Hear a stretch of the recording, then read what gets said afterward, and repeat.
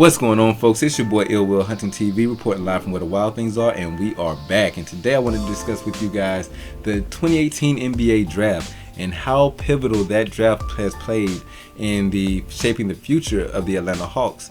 Now, I'm sure you guys already are familiar with the 3rd and 5th pick swap between Trae Young and Luka Doncic concerning the Dallas Mavericks and Atlanta Hawks. It's just one of those things that will forever be etched and they will forever be linked together. And I think that's a good thing because both of them have been falling lights out. And I think it's always good to have that they're going to be able to look at each other or look over each other's shoulder and see the other person.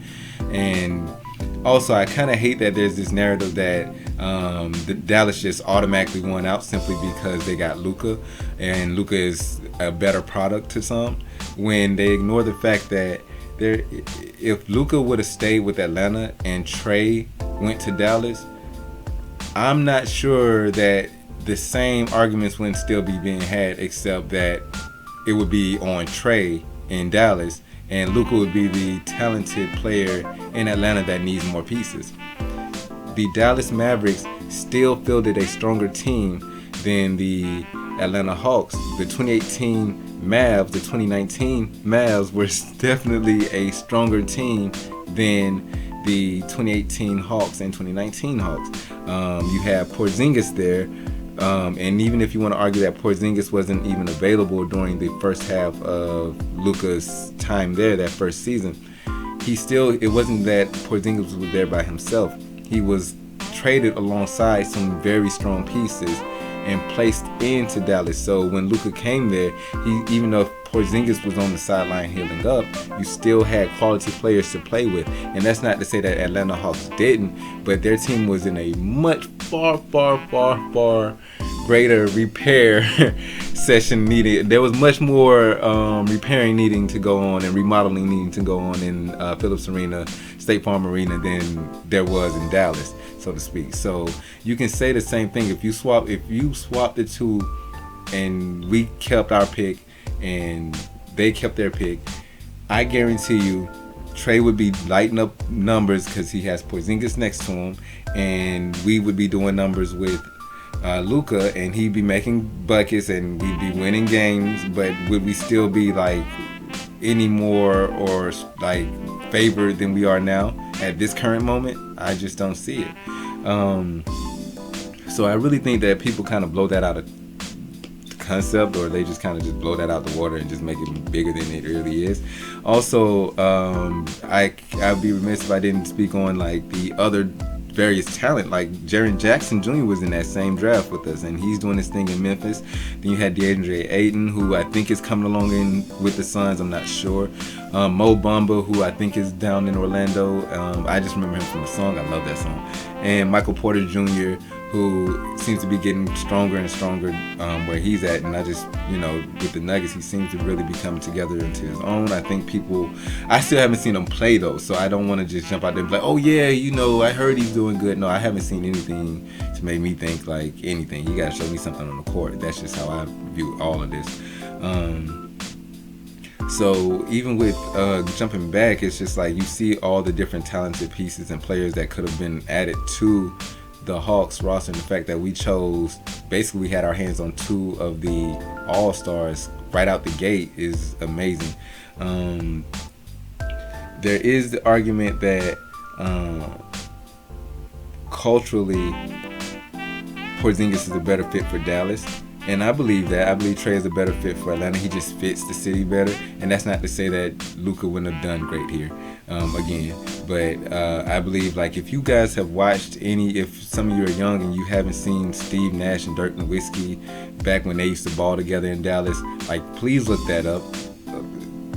That's what I think of when I see Porzingis and Doncic. Like, I see that kind of matchup and that style of play from Dallas, which is entertaining to watch.